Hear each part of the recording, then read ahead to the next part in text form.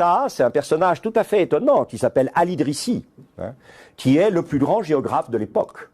Et ce plus grand géographe de l'époque, qui est né à Ceuta, qui va ensuite travailler à Cordoue, qui de Cordoue ira à Tolède, il sera invité à venir de Tolède, parti, Roger II, pour s'installer à Palerme. Et vous voyez qu'ici, vous avez parmi les premières cartes réelles du monde. C'est-à-dire fondées non pas sur ce qu'on croit, mais sur ce qu'on voit.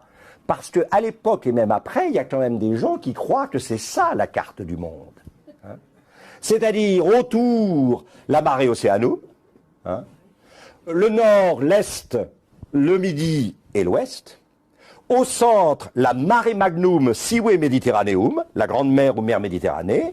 Et puis, évidemment, 3 continents, l'Asie, l'Europe et l'Afrique, dont le moins qu'on puisse dire est que la représentation est un peu abstraite, si vous voyez ce que je veux dire. Et quels sont les noms qui accompagnent les 3 continents? Sem, Yafet et Cam. Alors, Sem, Cam et Yafet, ce sont les 3 fils de Noé. C'est comme chez les Hautes-Villes. Il n'y a pas besoin de plus de 3 continents, un pour chaque fils. Est-ce qu'il y a d'autres continents? Mais on s'en fiche, puisque c'est le livre qui nous dit comment il faut penser. Alors oui, ça, c'est extraordinaire. Il y a des gens qui ont pensé le monde en fonction d'un livre plutôt qu'en fonction de ce qu'ils voyaient. Vous avez peut-être lu ça, hein, Coiré, qui a cette phrase merveilleuse à propos de Léonard de Vinci. Il dit « Avant Léonard de Vinci, on savait par ce qu'on croyait.